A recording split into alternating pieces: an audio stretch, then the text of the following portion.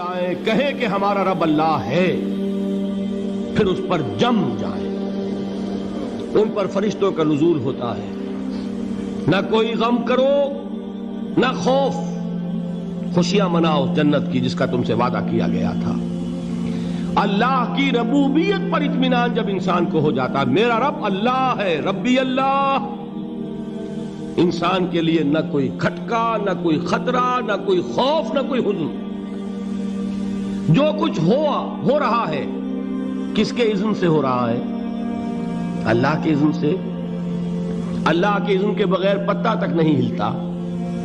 یہ کوئی اندھا بہرا مادہ نہیں ہے جس سے مجھے کوئی خوف ہو.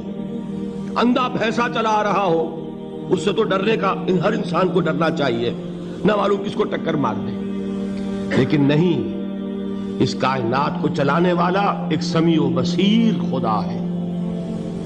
وہ جو میرا دوست ہے, میرا ولی ہے.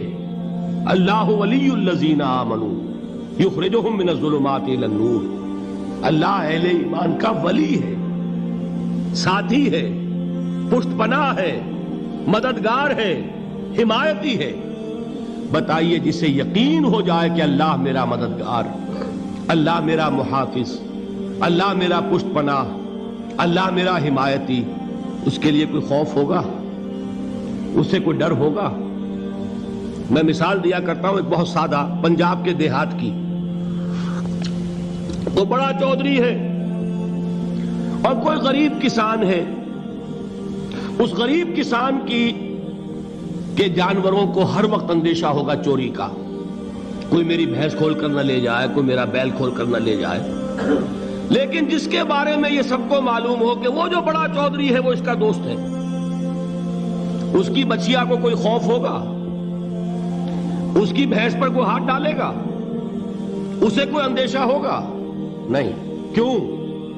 کہ وہ بڑا چودھری, بڑا اس کا یہاں کا سردار, جاگیردار, سب کو معلوم ہے وہ میرا دوست ہے, کوئی میرے خلاف اقدام نہیں کر سکتا. اس دنیا میں یہ چھوٹی سی بات اگر آپ کے دلی اطمینان اور سکون کا باعث بن سکتی ہے تو ذرا تصور کیجئے.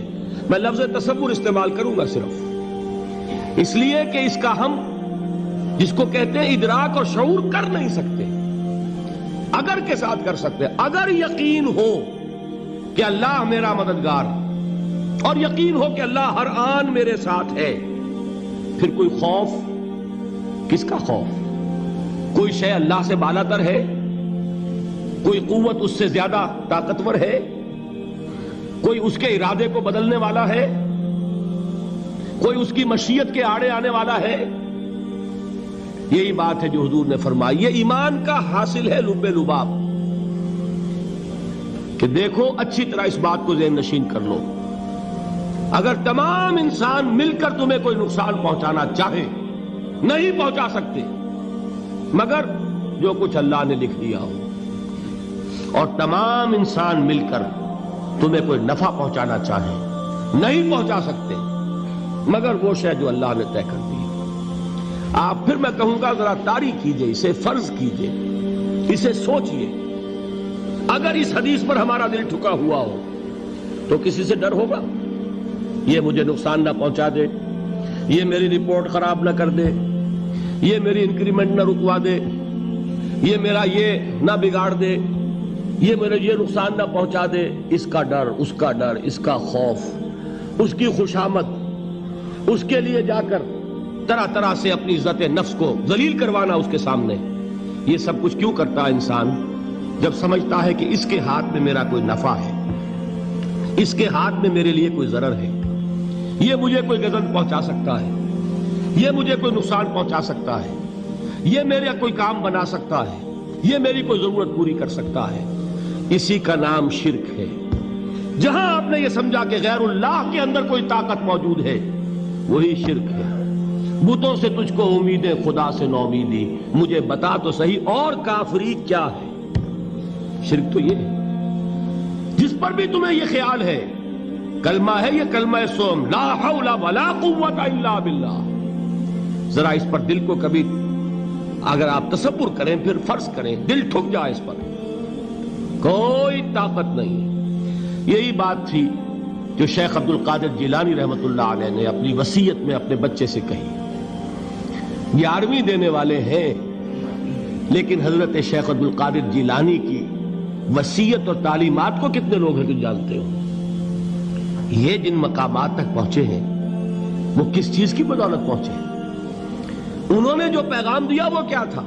اے میرے بچے، جس طریقے سے قرآن مجید میں حضرت لقمان کی نصیحتیں جو ہے نقل کر دی گئی ہیں، میں یہ عرض کروں گا بالفرض اگر قرآن حضرت عبد القادر جیلانی کے بعد نازل ہوا ہوتا تو شیخ عبد القادر کی یہ نصیحتیں بھی قرآن میں درج ہوتی.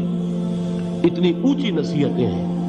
اے میرے بچے، اس حقیقت کو ذہن نشین کر لے، لا فاعل فی الحقیقت ولا مؤثر الا اللہ. اس کائنات میں نہ کوئی فاعل حقیقی ہے نہ مؤثر حقیقی ہے سوائے اللہ. کسی شے میں کوئی تاثیر نہیں اگر اللہ نہ چاہے. آگ جلا نہیں سکتی اگر اللہ نہ چاہے. پانی ڈبو نہیں سکتا اگر اللہ نہ چاہے. زہر ہلاک نہیں کر سکتا اگر اللہ نہ چاہے. کوئی چیز فائدہ نہیں پہنچا سکتی اگر اللہ نہ چاہے. تو در در پہ کیوں سر جھکاتے ہو؟ در در پر کیوں جبیں سائی کرتے ہو؟ سب کے سامنے کیوں ہاتھ پھیلاتے ہو؟ ایک اللہ سے مانگو. ایک اللہ کے سامنے زمین پر اپنی جبین رکھو. لا فاعل فی الحقیقت ولا مؤثر الا اللہ. نظر آتا ہے ہمیں کہ پانی پیاس بجھا دیتا ہے. پیاس بجھانے کی صلاحیت پانی میں نہیں ہے، اللہ کے اذن سے. کھانا بھوک مٹا دیتا ہے. بھوک مٹانے کی صلاحیت کھانے میں نہیں ہے، اذن رب میں. دیکھیے یہی یقین تھا. حضرت موسیٰ علیہ السلام کا واقعہ یاد کیجئے. سامنے سمندر آ گیا ہے.